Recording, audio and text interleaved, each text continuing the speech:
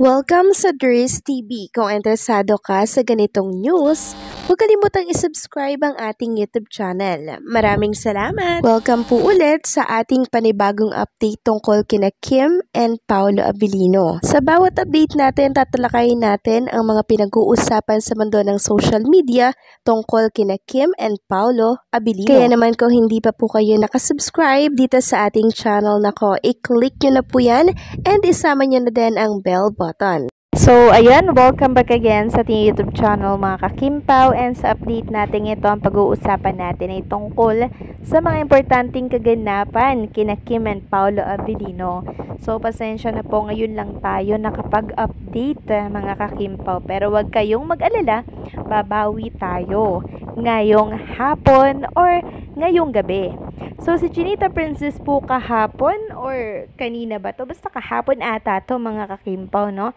Naglabas po siya ng video na kung saan nga po ay nagpunta siya dito sa Belo, Cebu. Akala ko nga po sa Manila to eh.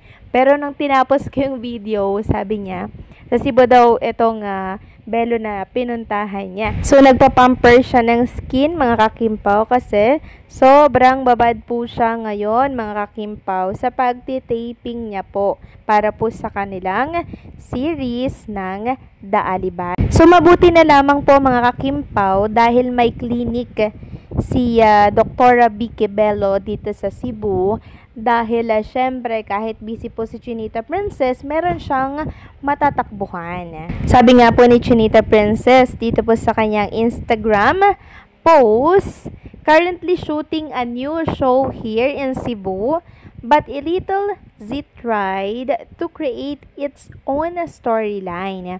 Thank you, Bello Cebu, for cutting that subplot real quick. Bello Beauty to the rescue. Thank you, Victoria Bello, Doc Hayden.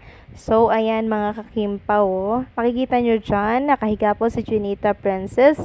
And talaga naman pong sila to the rescue sa problema po ni Chinita Princess sa kanyang skin dito po sa bandang face niya. Super busy kasi si Kim Chu sa kanilang taping. Kaya mabuti na lang at meron pong Bello dito sa Cebu. Next topic naman, pag-usapan natin mga kakimpaw, itong inireveal ng Dreamscape para po sa The Alibay ni Chinita Princess and Paolo Abilino. So, alam ko, excited na po kayong makilala yung ilan sa mga cast ng series ng The Alibay. So, sino-sino po ba yung mga ine-expect ninyong mga tauhan or mga character dito sa series ni Kim and Paolo Abilino? Actually, mga kakimpaw, nagulanta nga po ako eh. Kasi alam nyo, yung mga kasama po ni Kim and Paolo Abilino, talagang mahuhusay po na aktor at actress. Mga batikang actor at actress. So, unang-unang inireveal, andyan po mga kakimpaw si Sam Milby. Kung inyong natatandaan mga kakimpaw, meron tayong naipost na picture po ni Kim Chu na kung saan ay pasakay po siya ng van. Yun yung time na inabot sila ng gabi para po sa pagtitaping ng The Alibay. Yun po pala mga kakimpaw, andon si Sam Milby. Meron kasing nagsasabi na throwback picture lamang daw yon, hindi daw kasama si Sam Milby sa cast ng The Alibay. Pero eto nga po at inireveal ng Dreamscape na kasama pala si Sam Milby. And syempre, present din dito si Sasha Padilla, John Arcilla, napakahusay na aktor niyan. Andyan din po si Rafael Rosel, Sofia Andres, Angelina Cruz at Robbie Jaworski. Grabe yung mga karakter mga kakimpaw. Grabe yung mga cast ng The Alibay. Mga bigatin po mga kakimpaw, kaya mas lalo nga pong na-excite ang mga fans ng Kimpaw dito po sa kwento ni Kim and Paolo Abilino na gagampanan. Grabe, 'di ba? Mga bigatin po yung artista. At alam niyo po mga kakimpaw, nang i-reveal po ng Dreamscape yung mga kasama po, yung mga cast na yan ng Alibay, grabe, nagulat sila. Sabi nga po ng iba dito, Bakod naman yan si Paolo kay Kim, isa din lang nga hindi makalapit kung walang eksena si JM kay Kim. Magaling si Paolo dyan. Lalo na pag nalaman niyang may crush si Robbie Jaworski kay Kim. Hindi siya makalapit dahil sa tight security ng Paolo. So, ayan mga kakimpaw. Kaya pala hindi maiwan-iwanan ni Paolo Abilino si Chinita Princess kahit gabi na mga kakimpaw. At wala po siyang eksena doon sa eksena po ni Chinita Princess. Nakabantay pa rin si Paolo Abilino. Kaya pala, now I know. Grabe din yung pagbakot ni Paolo Abilino. Sabi pa ng isa, just a happy crush lang naman sa ate Kim niya. At maswerte din siya at napasali sa mga bigating cast ng Kim Pao series for a good start sa career ni Robbie. Dahil siguradong #1 ito and always trending when the series will be shown cause Kim Paulandia has full support on the series, Aribay, and maraming waiting and excited na as early as now. Just started shooting. Ang ganda ng lineup ng cast, bigatin, just like the mains.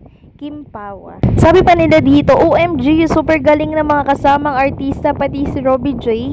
Nabigyan siya ng break. Makakasama niya na rin ang ultimate crush niya na si Kim Chu. Char, good luck. Ingat po kayo dyan sa Cebu. Sabi pa ng isa, diba na-mention ni Robbie Jaworski na crush daw niya si Kim Chu.